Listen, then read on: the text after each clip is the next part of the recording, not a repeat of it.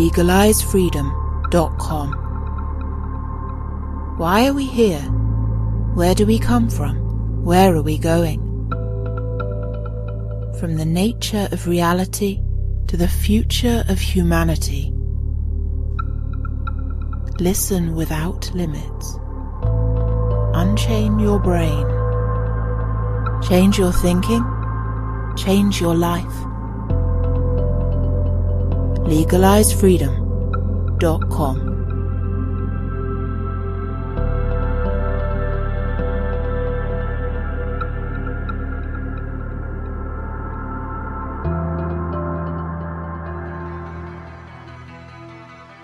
Greetings and welcome once again to legalizefreedom.com. I'm your host Greg Moffat, and today we present the latest in an ongoing series of dialogues with James Tunney, exposing the assault on humanity by the emerging global technocratic dictatorship. In the first half of the 21st century, humanity is in a trance, mesmerized in the matrix of propaganda, trash culture, and mainstream media manipulation. What was once science fiction is rapidly becoming science fact. You will own nothing and be happy, immersed in a virtual reality of games, pornography, and mindless distractions. You will be discouraged from reproducing, therefore you will not be replaced. The goal of a post-human planet envisages a much smaller population and, in time, no real population at all. We are at a crossroads in the evolution of the human race. The future is taking shape in the present.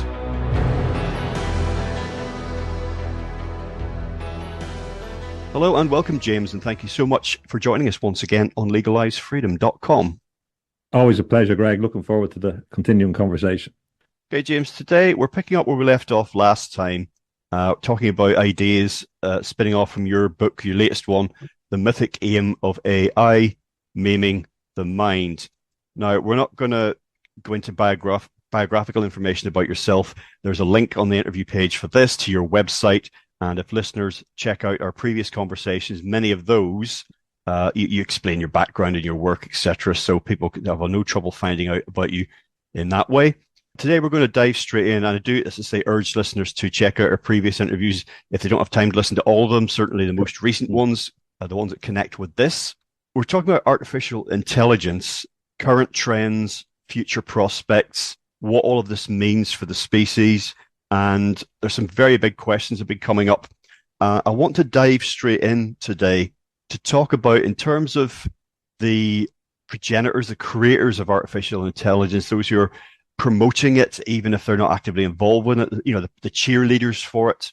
And there's this, I mentioned to you offline, the Promethean aspect of this. And there's this idea that, and this is a human thing, this is by no means new, but we understand things with the modern scientific mindset. We try to understand things by breaking them down, as it were. You know, we try to understand other life forms by dissecting them. And there's this idea of trying to understand life itself by trying to create life. Yes. Whatever the force was that generated life, you know, if God made us, then what is it like to be God? Can we take steps on the road to understanding that by trying to emulate this idea? Yes. And there's for me, there's a bit of a push and pull between positive and negative with this. The negative is obvious. In my science fiction review series, I've been talking endlessly about this mad scientist urge, you know, to sort of do something because you can do it. But also, if you're interested in their ancient wisdom, you know, the Hermetic tradition, there's the dictum, you must make yourself equal to God, which is about the idea, for me, really, and is about, you know, kind of self-improvement, self-actualization, that individuation, as it were. And, you know, all of that feels very positive. Yeah. And that's a good place to start, because working backwards in areas like post-humanism, they are also based on the Promethean idea. So the Promethean idea is very, very important. It's the driving force behind the New World Order, behind ideas of H.G. Wells. Imagine you come out of Euston Station in North London and you're going to walk to the British Museum. And if we just even think of it in terms of around there, because in many senses, this is the area that the New World Order came from. You can understand it if you locate it in this space. And if you come out of Euston Station on the left or straight in front of you, if you have Somerstown, and that's where Mary Shelley used to live with her parents, William Godwin and Mary Wollstonecraft, the great feminist, and her mother's grave is there. You can visit behind King's Cross Station. But of course, she wrote in 1818 Frankenstein, the modern Prometheus, and it's a remarkable book. And in many ways, the dreamlike visionary element of it was on a different level than a lot of other work. It was a deep perception of things she was seeing in relation to, for example, the application of electricity to corpses around London and Galvani and all this, Aldini, all these experimentations with anatomy.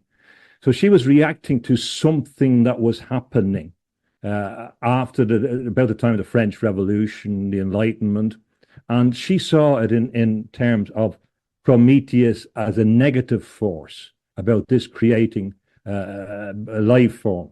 And of course, on the opposite side, her husband wrote Prometheus Unbound, where we have a positive view of Prometheus as a kind of satanic figure, or figure like Milton, Satan, who is going against the kind of evil superior god. And you can see here already some of the origins of the Promethean idea, because Prometheus is between the higher gods and humans. He's in between in some senses, displaced by the higher gods, if you like, and he wants to reclaim that position or steal from the gods.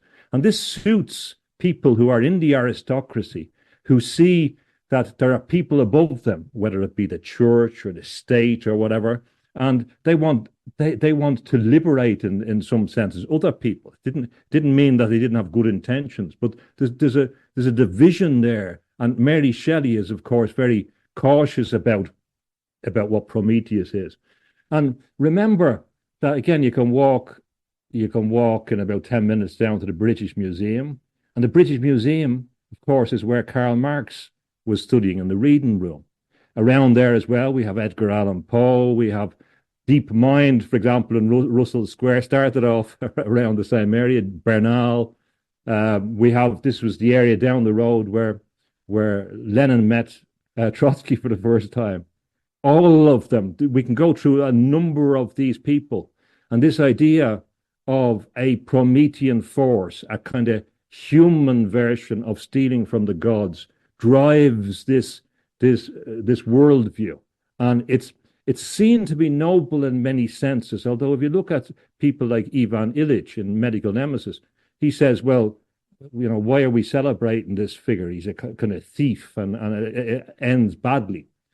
And then if we shift to the H.G. Wells lived around there as well, and his articulation of the New World Order, which of course is always described as conspiracy theory, despite the fact that it's an open conspiracy as he described it, and the societies to promote this idea. I argue that in the 20s, the British Empire transformed into a different being. It transformed itself into a different being because it didn't want to engage with national struggles like it had in Ireland, with independent struggles. So it transformed itself into a new form. It never disappeared.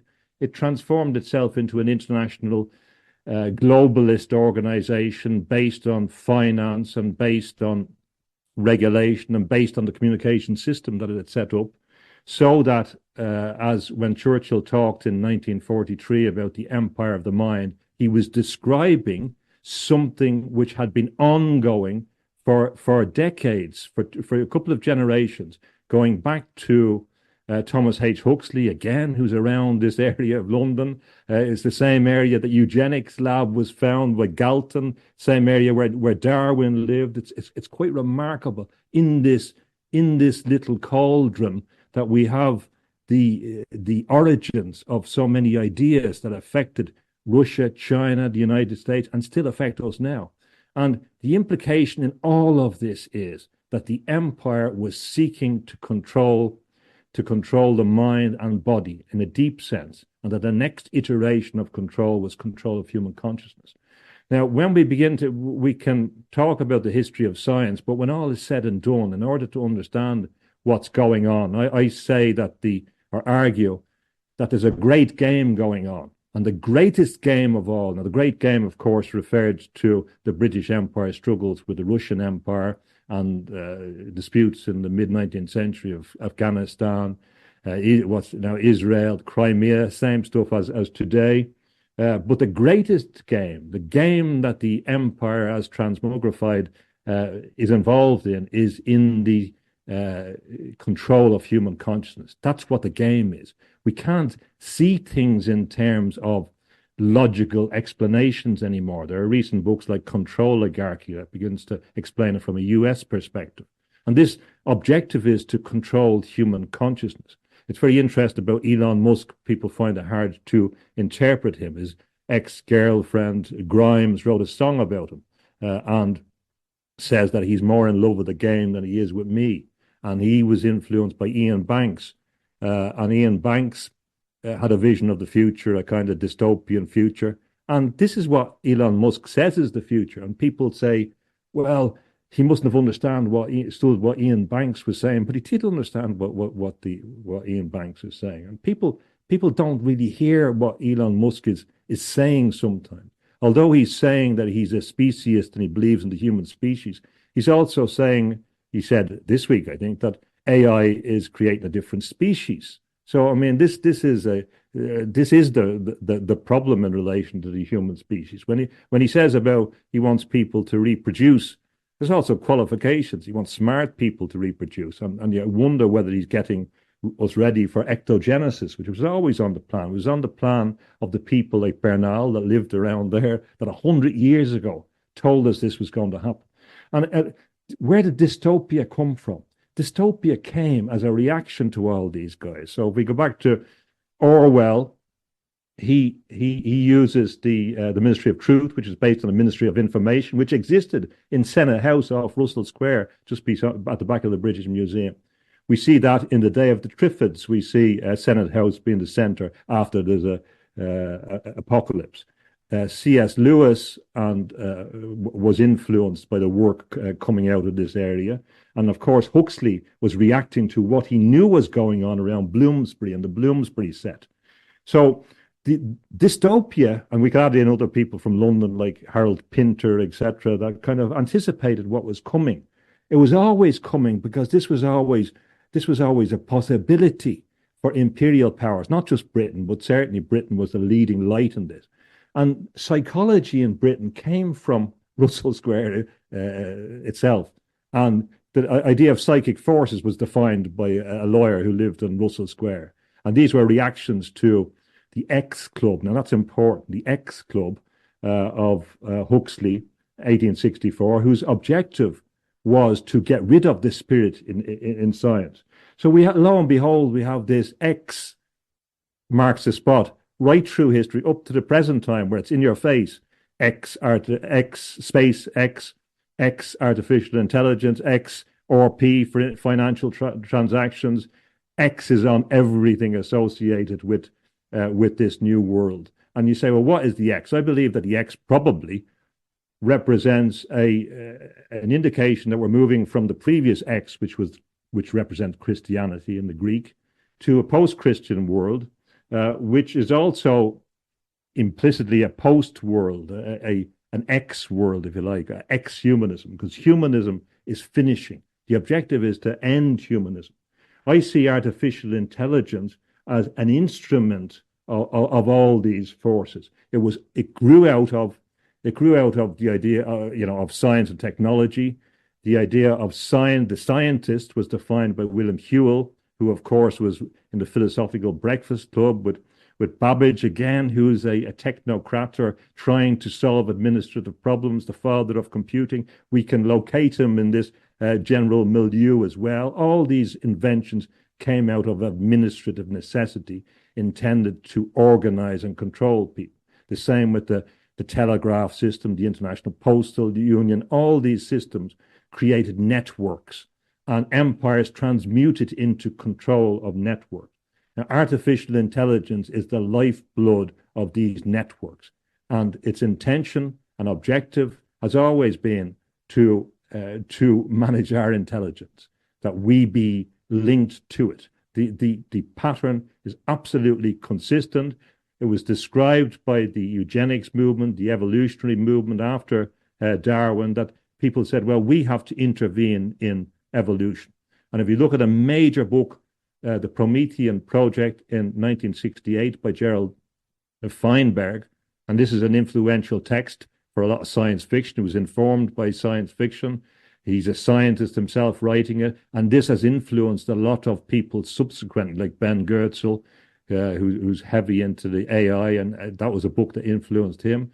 And it's clear that he's continuing this imperial notion about space travel, which effectively for the elite, life extension, immortality, increase in intelligence, all through a networked context.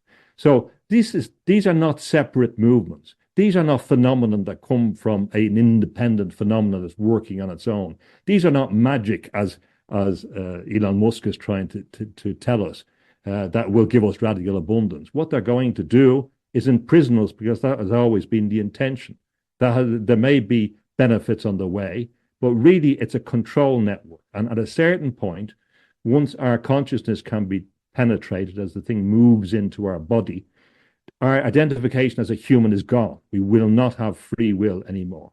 And a lot of people seem to be very happy with that. They don't want free will. I'm going to try and hold on to mine. So this Promethean ideal is a strange attractor that goes through all of this story, the same as the symbol X goes through, that seems to be linked with a kind of stamp, consciously or unconsciously, represents the known and the unknown, and making the unknown of the psyche known is it has implications, and it has continuity. Well, certainly Elon Musk's decision, if it was his, to rebrand Twitter as X, seemed to have absolutely nothing to do with business. As such, it wasn't a business decision. It wasn't, financially driven decision as I see it. It was definitely heavily symbolic. As for free will, certainly we saw that people's willingness, in fact, enthusiasm for handing decision making over to others, during the pandemic period. It seemed, people were just, there was a sort of palpable sense of relief for most people. It seemed to me, yes.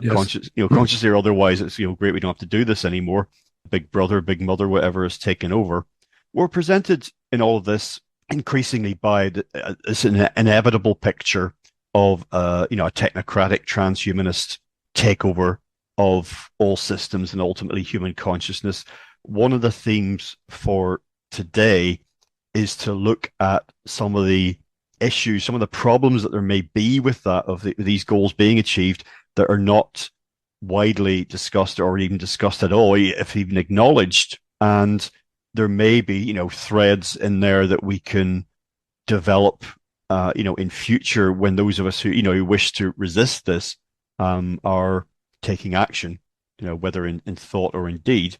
One thing that occurs to me is, if we look at the basics of what's being said about artificial intelligence and the various stages of it, the very fundamentals here, that this is something that is conscious or can become conscious and will somehow be alive, is patently untrue. This is because there's widespread misunderstanding about what consciousness is, or indeed the nature of life. The origins and nature of life are not understood. But if you ask most people, if you do a vox pop in the supermarket, most people will say that both these things are generally understood.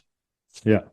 And in fact, that artificial intelligence demonstrates a creation of consciousness, and that the old chemical soup in the lab, struck by the equivalent of a lightning bolt and formation of whatever compounds under laboratory conditions, demonstrated at least the how in theory how life could have developed. Neither of those things are true as far as I'm concerned. And it's interesting that all of these attributes, all these things as a given for artificial intelligence, if you or I talk about them, as I often do on the show here, in terms of parapsychology, innate human powers perhaps that are not scientifically understood and are not measurable or repeatable, these are dismissed out of hand.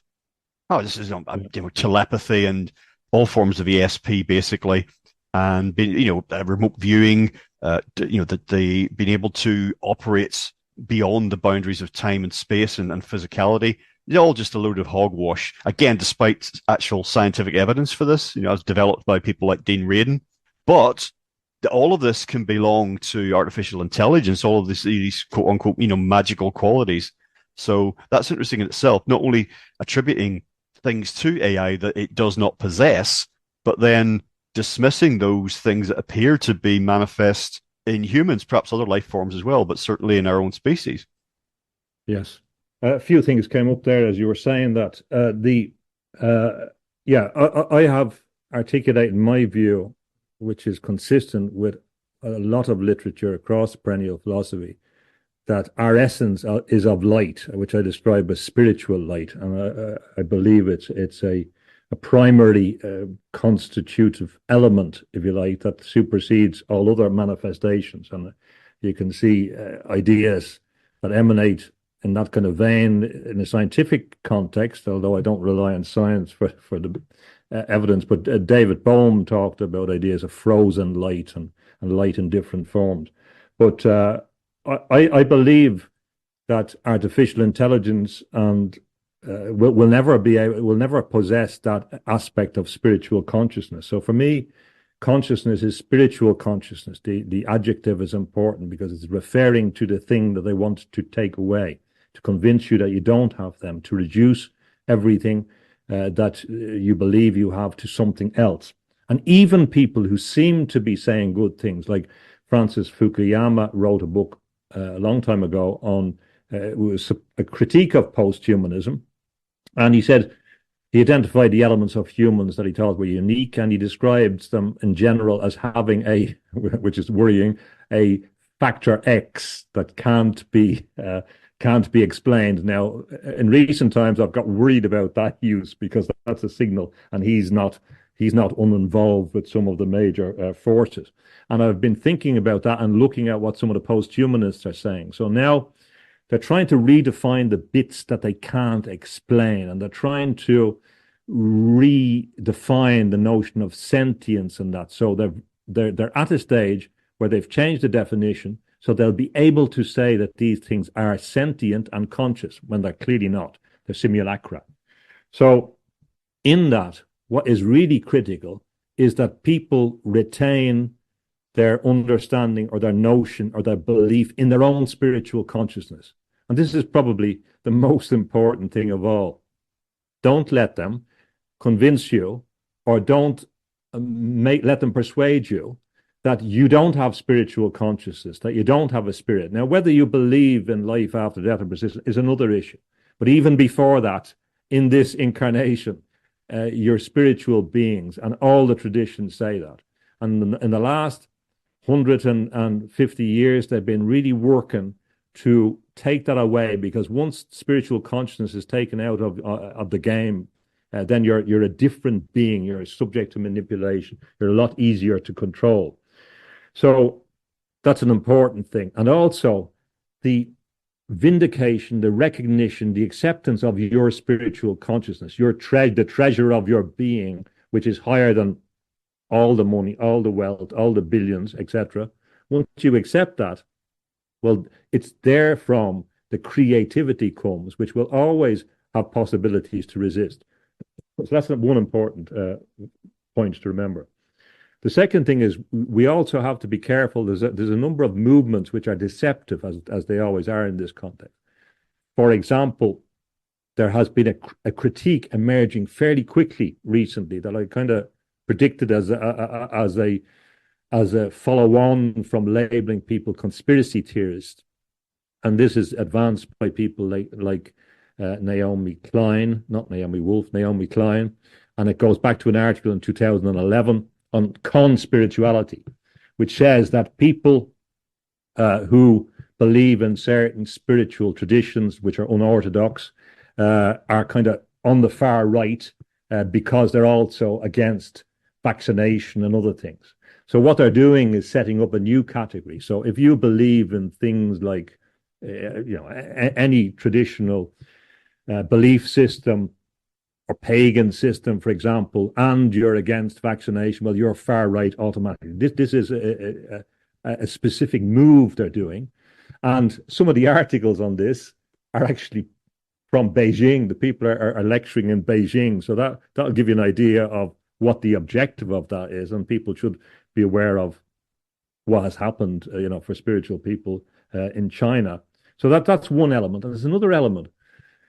There is a kind of entryism now happening into spirituality, where people who don't believe in the spirit are entering into spiritual discourse with the objective of convincing people that they do believe in the spirit, so that they can utilize that position in order to achieve ideological purposes, which are materialist. So this is another complication. So in all of this, what we have to do is, well, from my perspective, is to accept that we have spiritual consciousness. And to explore that in whatever way is appropriate to the person. And when they do, it's impossible to believe that what these technocrats are talking about is the same thing, because it's not.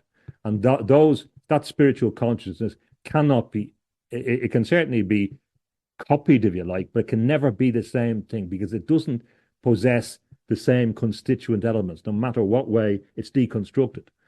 But we can succumb to a belief and therefore give up our free will if we begin to deny it in ourselves. But that's what all the spiritual traditions, whether Buddhist or Christian, emphasize this importance of what the kingdom is, the kingdom in yourself, if you like, that you have access to. And at the same time, what is being offered to us is the crow being flattered by the fox who's after the cheese. We're told that from the memo, obviously, that went around, that AI will lead to an era of radical abundance. Well, where does that come from? There's no critical analysis of that. It's just a mantra. It's the same mantra that the Bolsheviks used in Russia, that Mao Zedong used in China, the exact same thing, or that Hitler used. Every totalitarianism promises this promised land of material prosperity. It's not true. It's not going to happen. It's inconsistent with the other things. I'm not saying that we can't use this for particular purposes, but that's not critically examined, where we say, well, okay, there has to be conditions on whatever abundance comes, because we don't want worse technocratic solutions to what we have. We don't want an impairment of the environment. I don't want to live in a glass dome, etc. So in all of this, there is the deeper qualities of discernment that come from a belief in our own spiritual consciousness, so that we're not fooled by a lot of this nonsense. And also, we have to be aware that a lot of the driving force for these people is this intense, fearful materialism. It's in there in a lot of the people. They're afraid of mortality. They're afraid of going on to the next life. They're afraid of things happening to them. They're afraid of being sick. They're afraid of what normal humanity is. They're afraid of suffering. And that fear is something that critics haven't sufficiently addressed, that actual fear that they have is used to project a fear to us that we shouldn't have. Because if you believe in your spiritual consciousness, you're not going to be as afraid as other people will be who believe in these horror stories that they're very good at concocting. And actually, that's the last point I mentioned. It's interesting from the horror genre as well, from London, if we think of the great god Pan from Arthur Machen, who lived also around that area, around the British Museum at a certain stage. And that was about an operation to connect with the spiritual world gone wrong. So he was aware of this idea of interfering with the personality by medical means. We also have, of course, the serum in The Strange Case of Jekyll and Hyde, and the transformation of personality, and also Oscar Wilde, The Picture of Dorian Gray. There is that idea in the Victorian consciousness that there is going to be some kind of interference with the physiology and the brain itself in order to alter humanity. And all of that is a materialist paradigm which can never replace the spiritual consciousness, but it can impair it So what our duty is to protect our own spiritual consciousness so that our cognitive faculties are not impaired, or our physiological factors, so that we're not reduced in our capacity to comprehend our own spiritual consciousness. Well, it's interesting you talked about their fears, because further down in my notebook for things to talk about this evening, I've got two words, their fears. What is it that they're afraid of? But you're talking about this, materialism, as I like to say, in both senses of the word, as a cosmology and also as a lifestyle, a worldview. And this is something I've covered in great detail and depth in many of my interviews with John Michael Greer, is that when you take away the spiritual dimension of life for people, when conventional religions fall away in terms of power and influence, what you're left with is, people need something to believe in, and in this case, it's shopping, or the internet or whatever, and that's why in this projected technocratic transhumanist era, that these material, abundance in air quotes that you mentioned, this radical abundance, has to be part of that. Because if there isn't going to be this transcendent dimension to existence in which material things almost don't matter, then there has to be 24/7 availability of toys and trinkets. And that's one of the problems I think that all of this is going to run into. That is not possible. As I see it, as one of the things where cognitive dissonance will be triggered the most. They're saying that, well, you can have this and you can have that, but actually we can't. You already see now when they have, I think I mentioned last time, the British press are using the phrase cost of living crisis for the predicament that a lot of people find themselves in at the moment. And the idea that the price of everything is creeping up, the quality is going down, availability is becoming patchy, shall we say. But this is nothing new. I mean, this has been the trend for decades, back into the latter part of the 20th century. That the promise of the materialistic age flowered so potently in the sort of in the post-Second World War years, particularly in the States. It is now wilting, and that's not coming back. So there's an inexorable downward trend in materialistic terms, but that has to be somehow reconciled. But I mean, how long you can string people along with that, saying no, these things will be available to you. These toys and trinkets, and then how long can you feel to deliver that for people? Yeah, well, the reality also is that they may not intend to supply those things in any way. I mean, I have suggested before that in relation to the supply of goods, they're not capitalists. They're not trying to. There's no end, or capitalism is not the end. The accumulation of capital is about control. That's a means to an end, and certainly they will have all the material goods that they want. But if you can gain access to the human body so that the person is capable of being, if you like, stimulated or affected by a system, by AI, whatever, then you may remove the desire or capacity to enjoy a lot of those goods, and you may create substitutes by activating systems in the brain. And I think that certainly must be considered, because there's reasons why they want to come inside the body. And if they can come inside the body, they can do actually what the surgeon was doing in The Great God Pan, by trying to activate a bit in the brain that would create a relationship with a higher dimension. Well, they can stimulate parts of the brain. The movement certainly in the consumer era has been towards sensation, and even there's a lot of spiritual sensationalism. The idea that if you have a sensation, well, that's a spiritual experience. It may be, it may not necessarily be. We'll be moving into a more zoo-like situation. So even the animals in the zoo can be happy when they get their feeding time and get some bananas thrown in at them. So your needs will be changed. Don't forget as well that Britain had a sophisticated system of rationing, which is a very rational thing, which the Ratio Club, the cyberneticians, were called, who met around Russell Square. So they have done this before. We're moving into an era, and especially with new systems of payment between banks and companies, the XRP system, etc., X again, which is coming on stream. We're moving into an area of cyber insecurity, not cyber security, cyber insecurity. And of course, once they begin to break down the systems, then they can have all the contingencies they want to and implement any system that they want to in order to rearrange the goods and services. And we've saw. I never would have believed that people were willing to give up a few years of their life and stay at home, given the right conditions. I wouldn't have predicted that a few years ago, but they were. So people are also capable of being able to give up more, and that was just the first taste of it. They know how far they can get. They can measure that. They can anticipate. They can feed back. So there is a big problem in the fact that we have become so entrained to sensationalism, towards sentiment. And this was an idea, sentimentalism, an idea that Yeats criticized, the idea of this focusing on feelings and sensations in the 19th century. So that was obviously in the ether as well.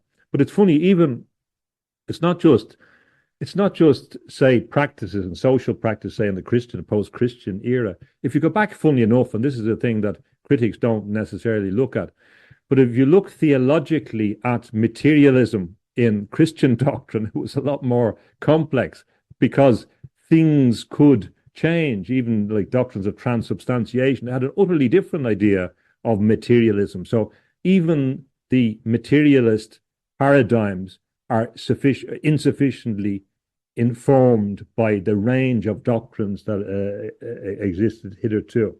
But there's no doubt that the effort is to make us dependent on sensations. They can measure now very, very accurately how we respond to stimulus. We are guinea pigs in this. They can test us now. And in this control society, there's a lot of con and there's a lot of trolls. It's a trolling system. And in the context of, again, the play by Harold Pinter, The Birthday Party, where we have this kind of, like Samuel Beckett, it's like Alice in Wonderland, and that was a technique the CIA used as well, where you just make the people so confused that you make them open to, they lose their sense of self. It's an interrogation technique. It's also a technique of hypnosis. So a lot of this trolling that's going on, every day you get something which is unbelievable, is something that we shouldn't be reacting to in the same way. We should let that force play out as far as we can and deal with things that we do have control over, because these are precisely designed to distract us. So again, a part of our focus on spiritual consciousness is to believe it and to focus on things in our control and to be able to distinguish between what's illusory, what we can react actually against, and what we can't do. That concludes part 1 of our interview. Part 2 will be available soon in the subscribers area at legalizedfreedom.com. legalizedfreedom.com